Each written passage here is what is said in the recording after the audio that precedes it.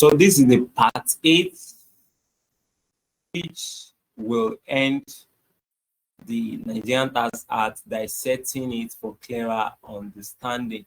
So we've come from the journey of part 1, 2, 3, 4, 5, 6, 7, and this is part 8. So we'll be rounding up on this part in this video. So do well to watch the video from this part 1 to this last part 8 for clearer understanding. And you can feel free to reach out to us on all our social media platform, on our YouTube channel. Make sure you like, subscribe, and reach out to us to be as your business support partner for all your compliances. So I'll be sharing the screen for the last part, which is part 8 of this dissecting Nigerian Tax Act 2025 for clearer understanding.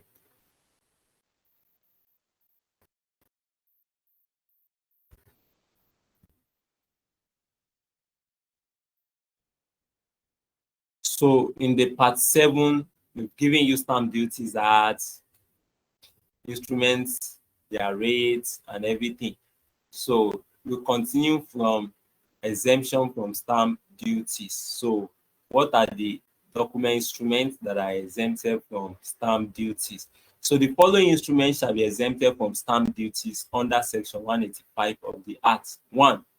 Transfer of shares in government of legislative stocks of funds in Nigeria, exempted. Any instrument for sale, transfer, or other disposition, either absolutely or by way of mortgage or otherwise, or any ship or vessel or any part, interest, share, or property or in any ship or vessel, exempted. Any instrument on which the duty will be payable by a Nigerian government or any of the ministries, department, or agency, exempted. So continuation of the exemption, you can see it. That's the D part. The E part, you can see it. Then the F part, you can see the exemption. Then the G part, you can see the exemption here. And these are the exemptions. The H, the exemptions, you can see it. Then the I, electronic transfer or electronic receipt of money of a sum below 10,000 is equivalent. Transfer for salary payment and intrabank self-transfers, exempted from stamp duty. Then we have digital assets as chargeable assets. Digital assets, trading on the internet and all of that. Facebook, YouTube, they are making money, whatever, on the internet. The Nigerian Tax Act incorporates a definition for digital assets, aligning with their introduction as chargeable assets under the Finance Act 2023. Finance Act 2023 captured this. Digital assets are defined as digital representations of value that can be exchanged electronically, including but not limited to crypto assets and non-fungible tokens. Under the proposed provision, all digital assets, including cryptocurrencies and non-fungible tokens, are classified as property or assets and are deemed chargeable for tax purposes. This classification implies that any individual or entity, whether a Nigerian resident or non-resident company, deriving gains from the disposal of digital assets, such as cryptocurrencies or NFTs, will be subject to taxation in Nigeria. This framework underscores the government's intent to regulate the capture tax revenue from the growing digital asset economy, ensuring compliance from both domestic and international entities engaging in taxable transactions within its jurisdiction. So you can see now, if you are trading online, if you are making money online, you are selling digital assets, digital whatever, any digital products, making money on YouTube, making money on Facebook, so far it has exceeded the threshold, then you are going to be paying uh, tax on it. And for individual, of course, based on the employee personal income tax, you will be subject to tax. And for company, you also be subject to tax on it as well. Then we have relief from double taxation. Very important. If you are being charged double taxation, yeah, you are undergoing double taxation in one way or the other. The same revenue is being taxed multiple times. So there is a relief for you. The Nigerian Tax Act, Section 121, provides for unilateral relief for taxes suffered outside Nigeria on income that is brought into Nigeria.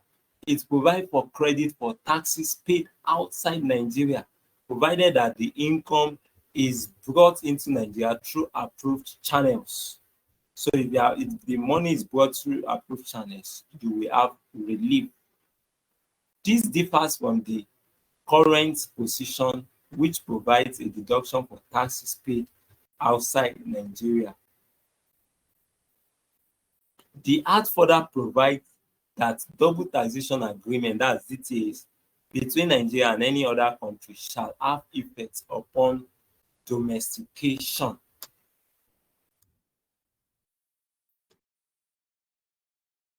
It also empowers the ministers to issue regulations for the implementation of double taxations. Presently, the Company Income Tax Act and Personal Income Tax Act confer precedence on DTAs over domestic tax legislation. The Nigerian Tax Act seeks to remove the precedence. It also seeks to amend the Double Taxation Act by excluding additional taxes paid in conformity with global minimum tax rules from the reliefs granted under DTAs. The question, however, is whether Nigeria can unilaterally amend the provisions of our DTAs. So that is the question that is begging for answer. So if this can be done, then double taxation relief on outside, income will definitely be relief from double taxation. So move ahead. Tax incentives. So we have this in section 163, subsection 1, tax incentives. The Act introduces several tax incentives such as income generated by companies engaged in agricultural businesses, said it earlier on, including crop productions, livestock, forestry, dairy, cocoa processing, and manufacturing of animal feed, be exempted from income tax. So that's incentives, big one for companies in this industry or sector for the first 5 years from commencement of business. Then a company will be entitled to an additional deduction of 50% in the relevant years of assessment in respect of costs incurred in any 2 calendar years from 2023 to 2025 with respect to the following: 1, wage awards, salary increases, transportation allowances or transport subsidy granted to a low-income worker that bring the gross remuneration of such worker to an amount not exceeding 100,000. However, any award or salary increase to any worker earning above 100,000 shall not qualify in section 163, subsection 3. We can see the salaries of any new employees that constitute a net increase in the average number of new employees hired in 2023 and 2025 calendar years over and above the average net employment in the 3 preceding years, provided that such new employees are not involuntarily disengaged within a period of 3 years post-employment. So that's the condition for the incentives. Net employment is defined as the total number of persons employed less the total number of persons disengaged during the calendar year, irrespective of whether the disengagement is voluntary or not. So we have other incentives which include deduction for research and development. So in this deduction, it's the deduction to be allowed under section 164 of NTA has now been adjusted to 5%. We used to have 10% before, but it's now 5% of the company's turnover for the year. This represents a significant deviation from the provision under CETA, which allow a deduction of 10%, like I said earlier, of total profits. The implication is that companies now have a broader base of 5% of turnover as opposed to total profits, which they can commit funds to for research and development activity. So as against 10% is now 5%, which will be used as research and development activity. So I don't know how this will be able to help those organizations or business companies that really commit more funds into research and development for their business.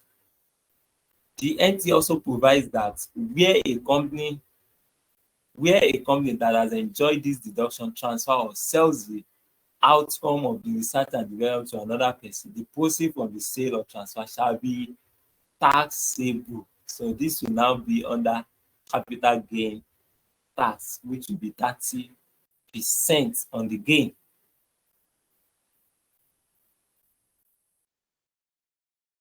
We have economic development tax incentives. So the NTA repeals the Industrial Development Act and replaces the pioneer status in incentives, that PSI, with the EDI under section 166 of the NTA.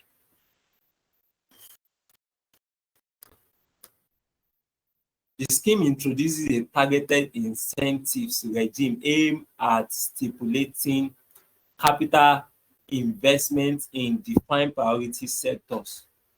So to qualify for this incentive, the qualifying capital expenditure to be incurred by the company on or before the production day, that is the date implicitly required under the Act. While this structure promotes accountability, requiring presidential sign-off on each application may introduce bureaucratic delays. So we hope that this will be flexible in a way.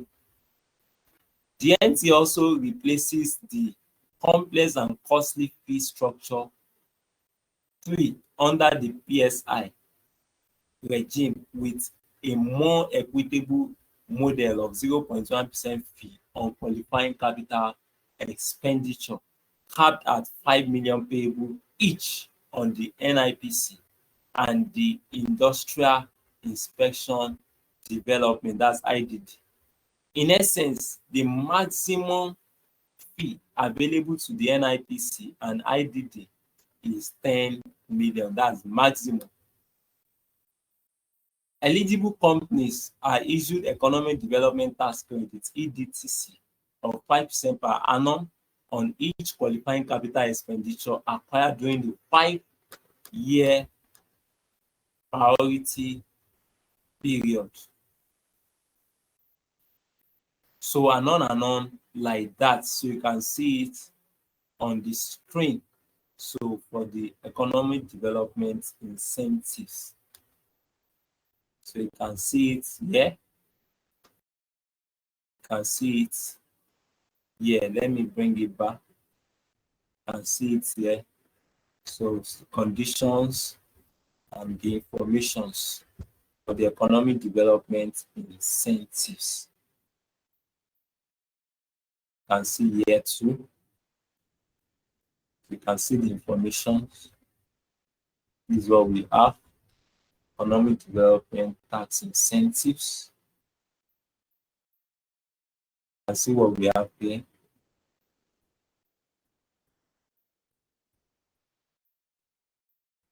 Then we have the taxation of approved entities in the free trade zones. So we have that in section 60 of the Act and the second schedule of the Act, which provides that profit of an entity operating within an export processing zone, that's EPZ, are exempt from tax, subject to certain conditions. So the exemption applies where all the entity's total sales arise from the export of goods or services or from the supply of input used exclusively in the production of goods or services for export. That's the condition for tax exemption for free trade zone entities. No more than 25% of entities' total sales are made to the customs territory in Nigeria. That's the condition. Any such sales to the customs territory are made to persons engaged in upstream, midstream, and downstream petroleum or gas operations. Where more than 25% of the sales are to the custom territory, tax will be applicable on the profit of the entity in respect of its total sales to the customs territory. That is it. However, effective from 1st of January 2028, an entity will be fully liable to tax in respect of sales to the custom territories, regardless of the percentage of the sales. So that's the condition.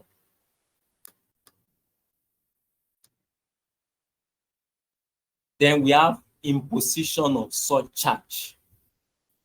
Section 159 of the Act imposes a 5% surcharge on chargeable fossil fuel products provided or produced in Nigeria, and this shall be collected at the time the chargeable transaction occurs. So you can see this might make fuel price to go up again because of this surcharge tax. The product includes petrol, diesel, kerosene, aviation fuel, gas, among others. So the cost of transportation will go up again because fuel price will go up. Diesel, kerosene, aviation fuel, gas. This is a serious matter. We hope that life will be bearable for average Nigerians. The computation shall be based on the retail price, while the Nigerian Revenue Service will collect the surcharge monthly. However, the surcharge will not apply to clean or renewable products, because how many renewable products are we even using in Nigeria if this is where the surcharge will not be applied? And most of what is being applied to is what we are basically using in Nigeria. Household kerosene, okay, household kerosene and cooking gas, okay. So this will not be applied, okay. The cost of gas will not be affected in one way, but the other gas will be affected. Marketers stated that 5% surcharge may increase the pump price of petroleum. Definitely, this is what is going to happen.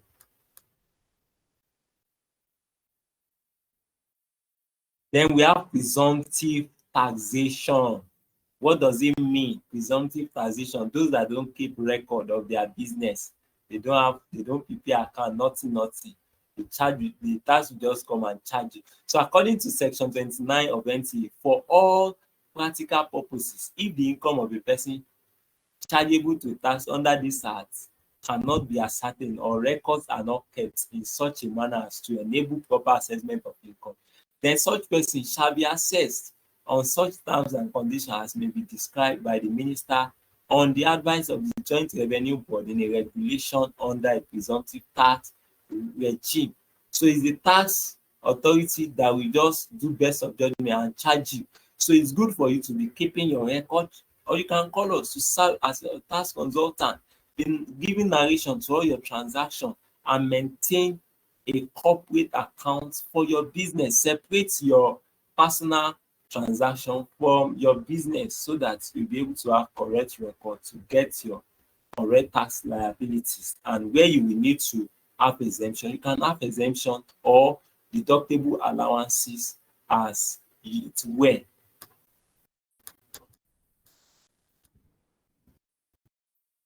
So taxation of income from petroleum operations. Nigerian tax arrange taxation from petroleum operation into 3 areas. Part 1, that's from section 65 to 83, hydrocarbon tax.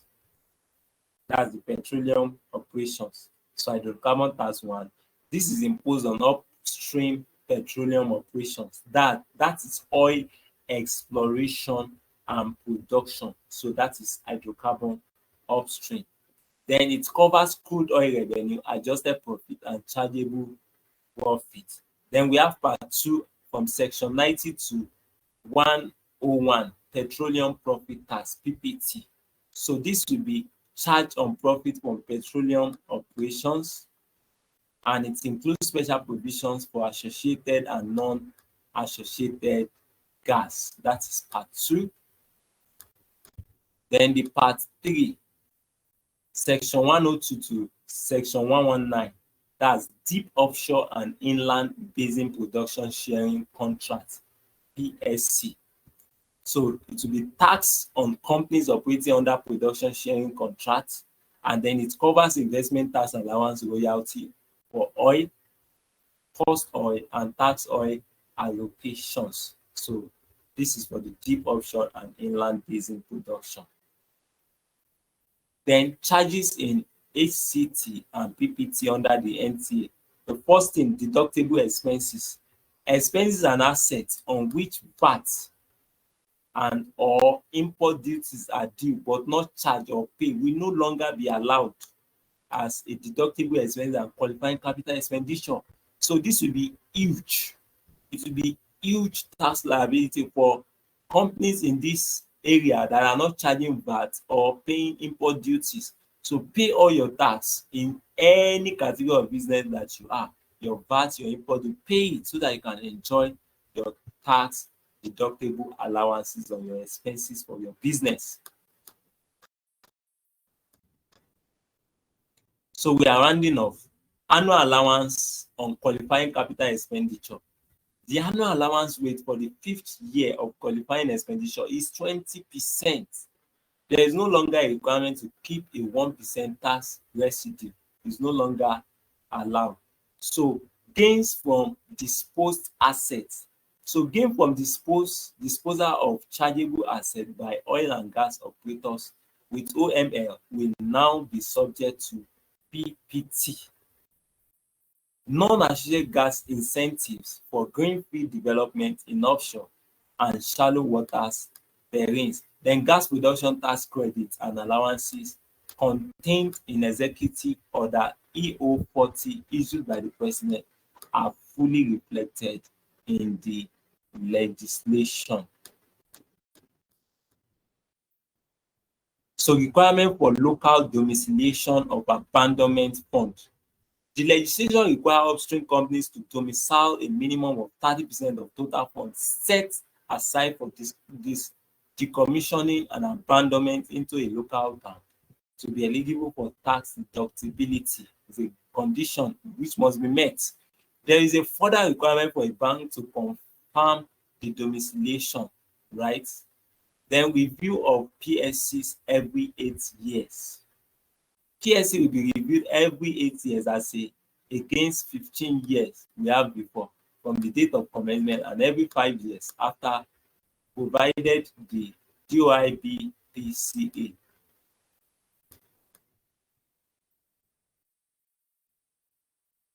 So that is the end of Dissecting Nigerian Tax Act 2025 for clearer understanding. So we've come from the journey of part 1 to part 8 to dissect everything to all taxpayers, all our prospective clients, business entrepreneurs, and companies. So do well to like, subscribe, and also refer us to businesses that need all our services. You can call on us to serve as your tax consultant and external auditor and your compliance consultant for your businesses to avoid penalties, sanctions, and any issues that may affect your business negatively. So I'm Oluwatosin Michelle, accountant and managing partner of Those Done Consulting. So make sure you stay compliant in your business. Thank you very much. Until we meet in another video, stay compliant. Bye for now.